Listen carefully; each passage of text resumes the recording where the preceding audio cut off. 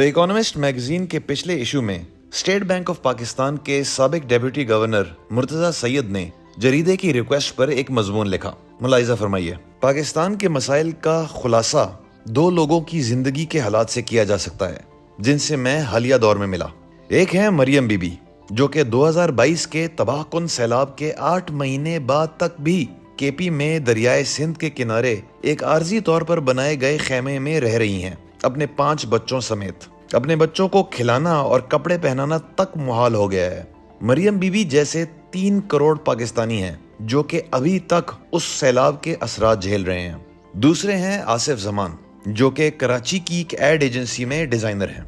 Degree तो है लेकिन आमदन यौमिया $4 से कम। पिछले साल से इनकी अशियाए खुर्दोनोश के अखराजात और दीगर बिलों में तेजी से इजाफा हुआ है, बवजह दौड़ती महंगाई और पाकिस्तानी रुपए का अपना 60% कदर खो देना। आसिफ जैसे लोअर मिडिल क्लास पाकिस्तानियों की तादाद 4.5 करोड़ है। पाकिस्तान के माशी बहरान ने इसे डिफॉल्ट के दहाने पर खड़ा कर दिया है और पाकिस्तान के सियासतदानों ने और IMF ने मरियम बीबी और आसिफ जैसे लोगों को मायूस किया है, जिसके असरात तबाहकुन हो सकते हैं। ऐसा होना जरूरी नहीं था। महज 18 महीने पहले हालात इतने बुरे नहीं थे। पाकिस्तान ने कोविड-19 को एक मुनासिब तरीके से संभाला।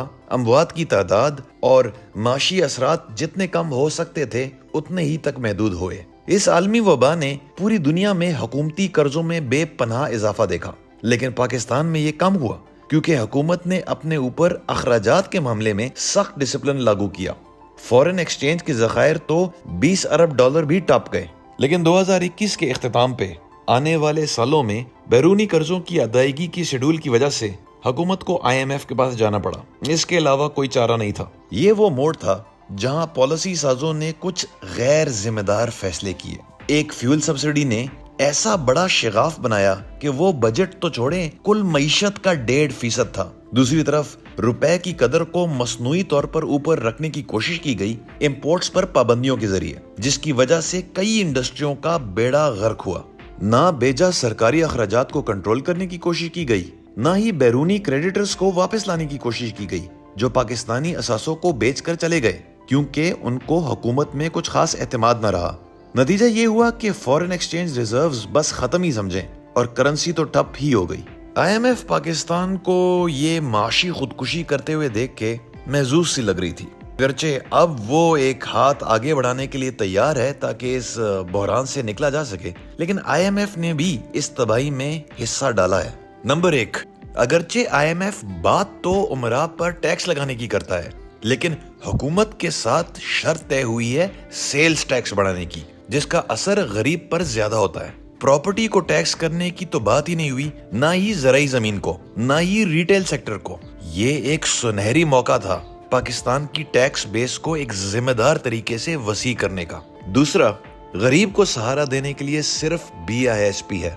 जो 90 लाख पाकिस्तानी यौमिया $200 से कम पर गुजारा कर रहे हैं, उनको $85 और मिल जाएंगे। एक ऐसे मुल्क में जहां 40% लोग वर्ल्ड बैंक के मिडिल इनकम पॉवर्टी लाइन से नीचे हैं और जहां इन्फ्लेशन 30% है, ये कुछ ना होने के बराबर है। तीसरा, IMF भी और हुकूमत भी ये एक्टिंग कर रहे हैं कि पाकिस्तान का कर्जा इसी तरह से बस किस्तों किस्तों में अदा किया जा पाएगा। ऐसा नहीं है। पाकिस्तान को आने वाले 5 सालों में हर साल बैरूनी कर्जों के लिए $35 अरब चाहिए, जबकि फॉरेक्स रिजर्व्स हैं हमारे पास फिलहाल सिर्फ $4 अरब। हुकूमत को हर साल GDP यानी कि पूरी मईशत का 5% देना पड़ेगा कर्जों की अदायगी में, चाहे बैरूनी हो या अंदरूनी। टैक्स हम सिर्फ मईशत का 10% ले पाते हैं। अगर कोई मुल्क है जिसे कर्ज माफी की शदीद जरूरत है, वो है पाकिस्तान। अगर तमाम सरकारी वसाइल कर्ज अदायगी पर लगा दिए जाएं, तो मुल्क में तबाही बढ़ सकती है। चौथा, IMF का रिवायती रोल है कर्ज देने वाली आखिरी ऑप्शन। IMF अलबत्ता इस रोल से कतराने लग गया है और पाकिस्तान को कह रहा है कि पहले खुद और क्रेडिटर्स ढूंढे। IMF की सिस्टर ऑर्गेनाइजेशन वर्ल्ड बैंक भी अब ऑटोमेटिकली मदद करने के लिए नहीं आती। तो हल क्या है? सबसे पहले तो IMF प्रोग्राम को फौरन शुरू कर देना चाहिए। दोनों अतराफ से लचक का मुजाहरा दरकार है। दूसरा, कर्ज माफी पर ठोस इकदामात लेने चाहिए। اور آخر میں غریب طبقات کو سہارا دینا چاہیے اور اس کے لیے امیر طبقے سے حصہ مانگنا چاہیے۔ یہ تو ہو گئی فورن والی اسٹریٹجی۔ لانگ ٹرم میں پاکستان کو ان معاشی امراض کا علاج کرنا ہوگا جن کی وجہ سے وہ IMF کے پاس 23 بار گیا، اور وہ ہیں نہایت ہی کم شرح ٹیکس، گرتی ہوئی ایکسپورٹس اور انسانی سرمایہ میں شدید کم انویسٹمنٹ۔ پاکستان کو اپنے عمرانی معاہدے یعنی کہ اپنے سوشل کانٹریکٹ پر نظر ثانی کرنی پڑے گی تاکہ تمام ایلیٹ اپنے اختلافات کو ایک طرف رکھ کے پاکستان کی معاشی ترقی کے بارے میں سوچیں۔ عالمی برادری کو بھی اس کے لیے موزوں حالات بنانے میں مدد کرنا ہوگی، خاص طور پر انویسٹمنٹ کے حوالے سے۔ پہلے ہی دیر ہو چکی ہے، مریم بی بی اور آصف مزید انتظار نہیں کر سکتے۔